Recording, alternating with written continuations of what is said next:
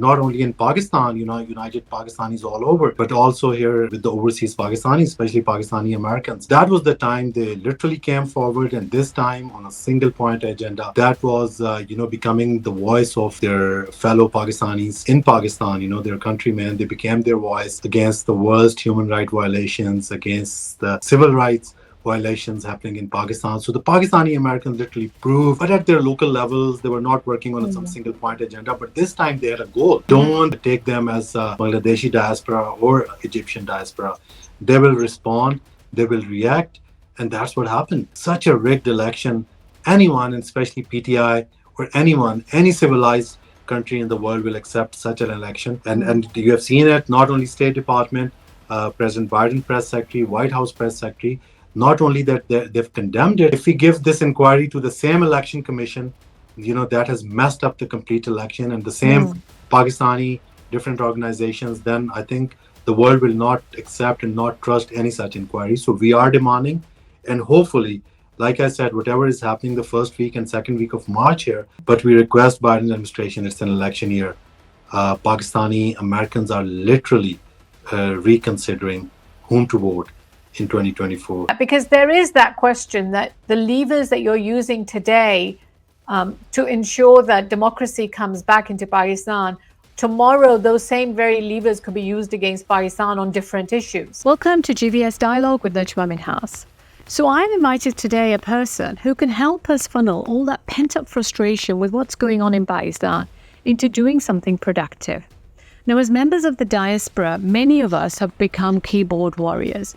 Or some of us have been actually protesting outside the White House, Houses of Parliament, or Pakistani embassies throughout the world, all very important in themselves. But I'm joined today by Atif Khan from Houston, who has lived here for over 2 decades, and he explains how the role played by Donald Lu in Pakistan really united the Pakistani community and ignited them into engaging US politicians and key members of Congress in this battle for Pakistani democracy and its future. Thank you so much for joining me today, Atif. Thank you, Najma. Thank you so much for the invite. Atif, you guys have been working, when I refer to you as in the Pakistani diaspora, have been working endlessly for the past 2 years, fighting for Pakistani democracy. Just before we get into that, I just want to ask you, well, what made you get into it? I mean, how did you start with this process? Thank you, Najma, once again. So, right after Imran Khan ouster, at that time, we were in Pakistan, and I worked in Imran Khan's team as a focal person with the Ministry of Overseas-Pakistanis and also a member of Prime Minister Task Force. So right after his ouster, we realized, especially the Pakistani Americans, that, this is the time that a lot need to be done in United States. Because, we were hearing many things at that time, the role of Donald Lu, Imran Khan, he clearly said that, and, then it all started from the cipher. Right. So we thought that this is the time that, it was me and Sajjad Barki, we both decided that we should go to United States. And I think our efforts are required more over there than in Pakistan. So we decided that, we came over here. But do you think it was that particular event which got you involved in Pakistani politics? I mean, were you not doing... So is it all related to PTI's ouster, or is it beyond PTI? I mean, were you working on Pakistani issues prior to that event? Okay, so Najma, like I said, I was focal person with the Ministry of Overseas Pakistanis, and living here in the United States for almost 26 years, I've been actively involved with Pakistani community, different Pakistani and Islamic organizations, and also in US politics last 12 years after I became US citizen. So, and I've seen Pakistani Americans, engaged at their local levels. But one thing, that was missing was, a unified national agenda by the Pakistani diaspora here in the United States of America. After Imran Khan came into power, he became a prime minister. We have seen, and after Pulwama attack, like significant events like Pulwama, India's revocation of Article 370, 35A, and then Imran Khan visit to Washington, D.C., where he addressed over 22,000 Pakistani Americans in Capital One Arena, and then his outstanding address at United Nations. So after that, I've seen Pakistani community here in the United States completely transforming. Mm, mm, That was the time, they literally started taking pride in their heritage, and that was the time, when Pakistanis have realized that, as a united community, they can really put a significant impact here in the United States of America. mm, So, and after Imran Khan ouster, that literally that acted like as a catalyst, mm, not only in Pakistan, united Pakistanis all over, but also here with the overseas Pakistanis, especially Pakistani Americans. That was the time they literally came forward, and this time on a single point agenda that was, becoming the voice of their fellow Pakistanis in Pakistan, their countrymen. They became their voice against the worst human right violations, against the, the civil rights violations happening in Pakistan. So the Pakistani Americans literally proved becoming a voice of their co-patriots in Pakistan. What was the single voice that really rallied all Pakistani Americans together? I mean, Imran Khan and his party are disjointed. They're all over the place. The leadership's all hiding. So, I mean, one thing that we observed during this whole process, I'd say, is the massive role that the diaspora played, even when PTI's own leadership was in hiding. So, how were you able to do that? So, Najma, in this, I will give credit to all the Pakistani organizations here in the United States, and especially Pakistani American physicians who played a critical role. Over 2,000 Pakistani American physicians came forward. They created a group, Friends of Imran Khan, Pakistani American physicians. Then Pak, they played a very critical role, and we have noticed all that. Right after Imran Khan ouster. To tell you the truth, in the beginning when we came here, things were very challenging for us. It was Mm, not easy convincing the local legislator here mm, whatever happened in Pakistan. And they were telling us, whatever happened, the vote of no confidence, it all happened within the line of the constitution of Pakistan. right, right, But it right. took us a long time, and with the efforts of Pakistani American physicians, their continuous efforts, Mm, and after that, we have seen the first letter that went out from the U.S. legislators that was bipartisan, and it was signed by 78 legislators that mm. went out to Secretary This was General. last year. That was last year, And and then how did you get 70 plus Congress members to actually sign on the dotted line for you? I mean, what kind of engagement did that take? so that was an initiative of Pak. Hmm. And then, the community, like I said, physicians played a very role at the right time, because the Pakistani American, there are over 18,000 Pakistani American physicians. And they've, like I Hmm. said, they've always been politically very engaged. But at their local levels, they were not working on some Hmm. single point agenda. But this time they had a goal. They had a Right. single goal that, and they all worked together. Like I said, it was not effort of a single person or a single state or a single Hmm. city. Pakistani Americans, different organizations, Hmm. physicians, they all work together, and that's how they've pulled out that the letter that was initiated by Pak, Hmm. which letter signed by 78 congressmen. Then it was followed by another letter that was sent out directly to the President Biden. That was signed by 1,000 Pakistani American physicians, all Hmm. explaining the atrocities happening in Pakistan. Then recently, in last year, actually this year, last year, we have seen another letter sent out by Congressman Ilhan Omar and Congressman Greg Kassar, which was signed by 10 more congressmen as well, and that was also bipartisan. That was, demanding sanctions according to the Leahy Act, because, what the same thing. So that was another thing. Then it's like there were multiple efforts, and then you'll be seeing, like we discussed, there is Pakistani American physicians. They are also coordinating some efforts, and you will see the results first week of March. So it's like Pakistani Americans across the United States. I'm telling you, last 22 Hmm. months, the way they've come forward, and they all united, the way they work, the way they helped each other, and Right. and I'm telling you, I've been passing on this message to the people in Pakistan that I've been telling them that the Pakistani diaspora, and especially Pakistani American community, it's a unique community. Mm. Don't take them as a Bangladeshi diaspora or Egyptian diaspora. They will respond, they will react, and that's what happened. And I'm telling you, even if they will not stop from whatever they are doing, imposing this illegitimate government on us, they will see like I'm like in the. But this is what I wanted to ask you. Now that we have a government in place, which technically has been formed by a combination of parties, they can easily turn around and say to you, and similarly to United States government can turn around and say, well, PTI could have formed a government with different minority parties. It chose not to.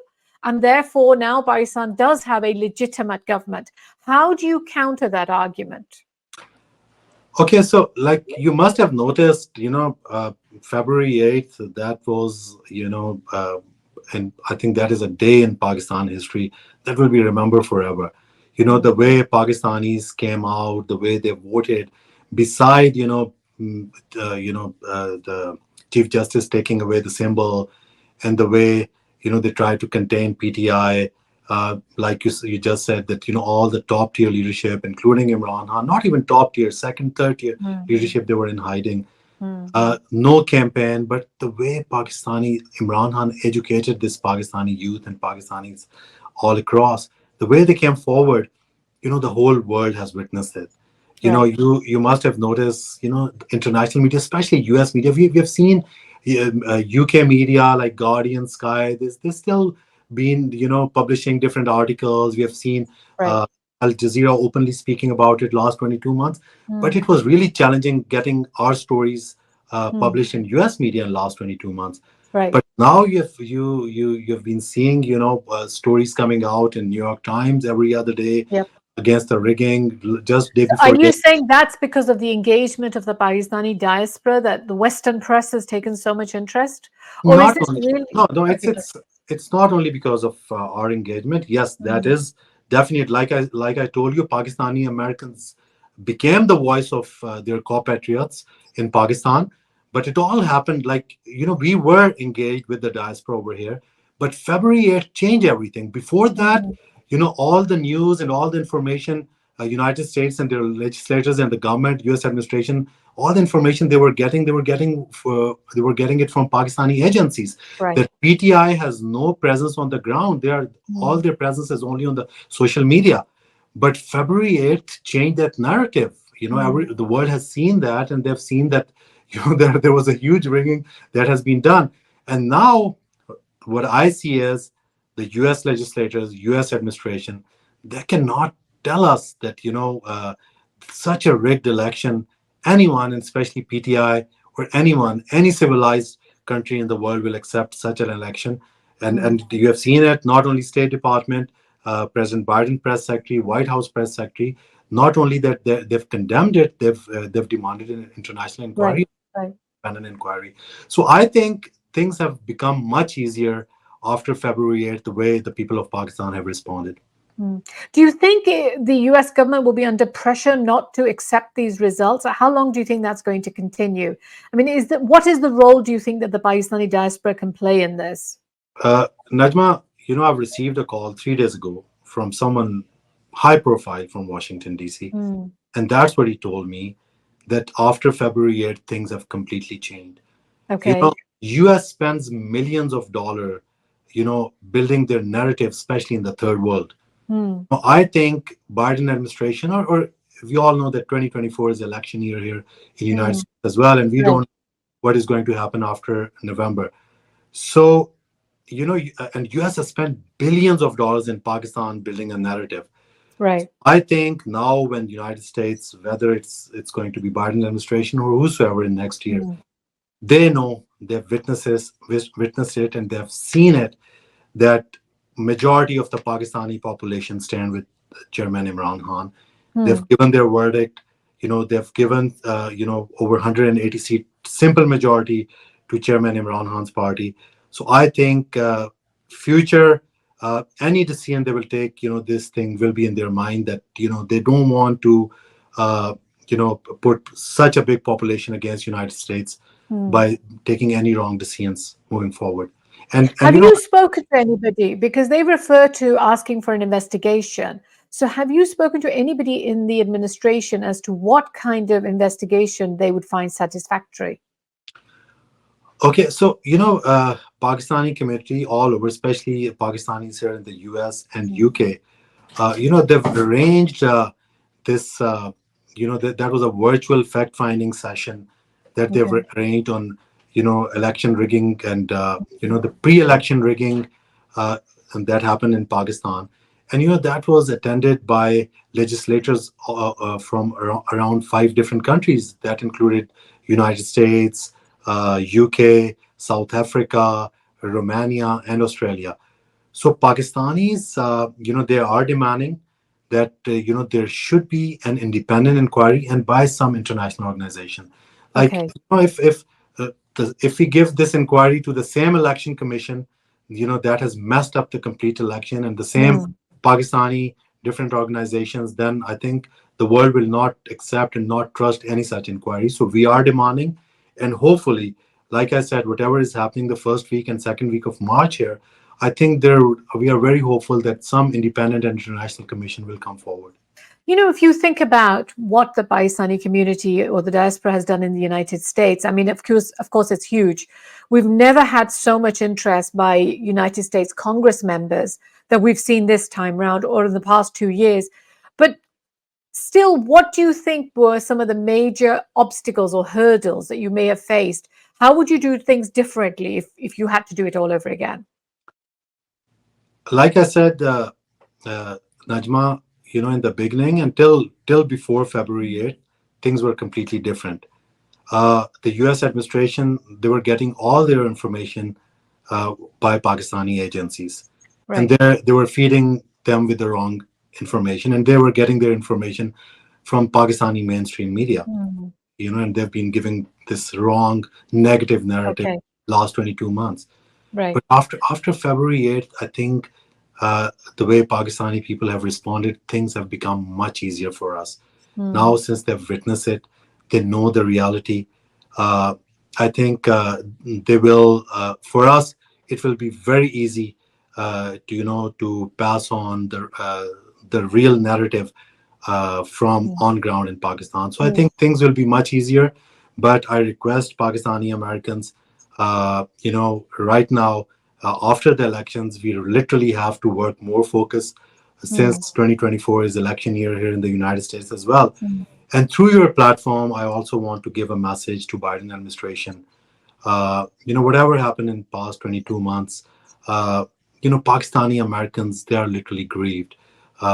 Noticing that, the State Department, they literally stayed on the fence whenever it came to Pakistan, Right. compared to Bangladesh, Nigeria, Cambodia. Right. Over there, not only they condemned the election process over there, they've put visa restrictions, other sanctions. But when it came to Pakistan, the State Department completely stayed on the fence. But we request Biden administration, it's an election year. Pakistani Americans are literally reconsidering whom to vote in 2024. So do you think, I mean, how are you going to work on that? Because as you know, requests usually, especially from aggrieved parties, tend not to go very far. So how do you intend to politically work within the United States to show the Biden administration or any incoming Republican administration that the Pakistani community should be taken seriously, especially given the fact that you know how important that the Indian community is within this country? no, like I said, Najma, they do take Pakistani community very serious, and that's you must have noticed that right after February 8th election, we have received over 40 strong statements by different legislators, from different congressmen, from senators, from State Department. So that this thing happened just because of the Pakistani community engagement at the highest level. Right. With the legislators over here. So that's for sure. They take Pakistani community very, very serious. But and we are passing on a very strong message to the legislature and bipartisan, that whatever happened in the last 22 months, moving forward, they should they should not engage with any government coming out of Pakistan, any illegitimate government coming out of Pakistan through this managed and engineered elections. And Hmm. I can assure you, being an electioneer over here, before taking any decision, they will think 1,000 times. I can assure you that. So, Atif, do you think the community, the Pakistani diaspora community, their goal is to save democracy in Pakistan, or is it working for ensuring PTI comes back in power? Because there's a difference, right? So, Pakistani Americans, since I've been here, like I said, I've been actively involved with the community. Hmm. They've always worked for Pakistan beyond personalities and beyond political parties. Right. Always work for Pakistanis initiatives. But under Imran Khan, that's when they found out and they came on one platform. That's when they've realized their strength, that as a united community, they can really deliver. Uh, and Imran Khan, exactly, Imran Khan, he has united Pakistanis within Pakistan. He has brought all the not only overseas Pakistan, not only Pakistani Americans on one platform. He has brought all the overseas diaspora on one platform. So, like I said, we always work for Pakistan, and Hmm. Pakistan is definitely our top priority. Though, every day, we see different statements by different PMLN leaders and even People's Party leader, and they've always, whosoever wanted to raise the voice for Pakistan in United States or international platform, they always try to, call them that you're working against the state, and we get these statements from. Hmm. Hmm. But I'm telling you, Pakistani But American. you don't feel that, because there is that question that the levers that you're using today to ensure that democracy comes back into Pakistan, tomorrow those same very levers could be used against Pakistan on different issues.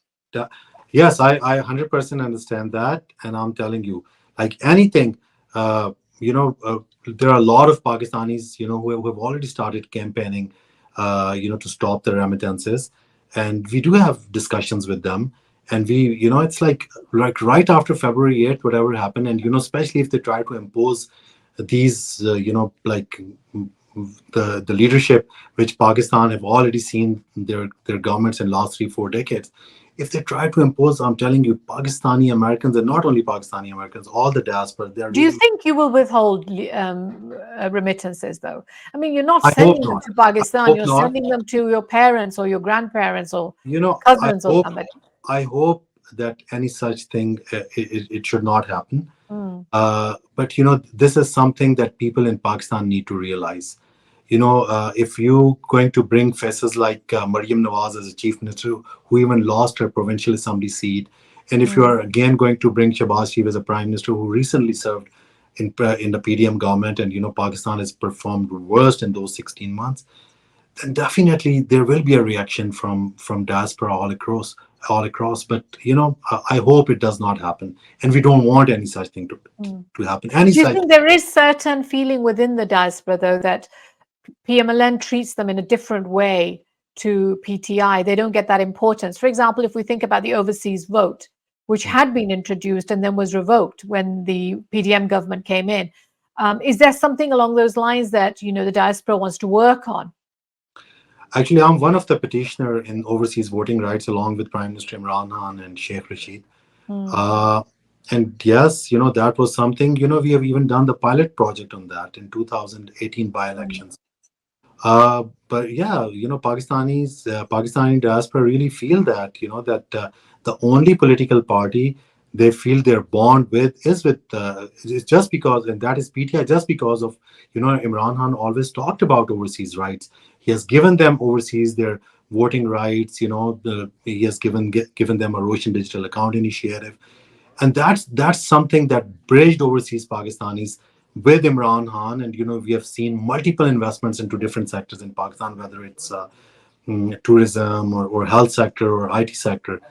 And I think moving forward, the way Pakistani establishment and all these political parties are doing, are literally, I think, there will be a huge decline in the investments and the remittances, which we really don't want that to What are happen. the steps forward that you're thinking now that we do have a government that has been declared in Pakistan? What are your steps going forward now? We will not accept, as an overseas Pakistani, and especially Pakistani Americans, we will not accept any illegitimate government. We will not accept them stealing our mandate. And we will keep speaking about it, not only in the United States, but all across the Western world, all across the Western democracy. We'll keep on raising our voice. This is the time. And like I said, after February 8th, things have become much easier for us. And I want the Pakistani establishment to understand this reality. And I request, especially Pakistani Americans, we really have a role to play, a huge role to play in 2024, because this is an election year and we need to pass on our message to both Republican campaigns and the Biden campaign, that what Pakistani Americans really think. And we definitely going to pass on this message to them, that they should not engage with any illegitimate government coming out of Pakistan. Atif, thank you so much for your time today. Thank you, Najma. Thank you so much.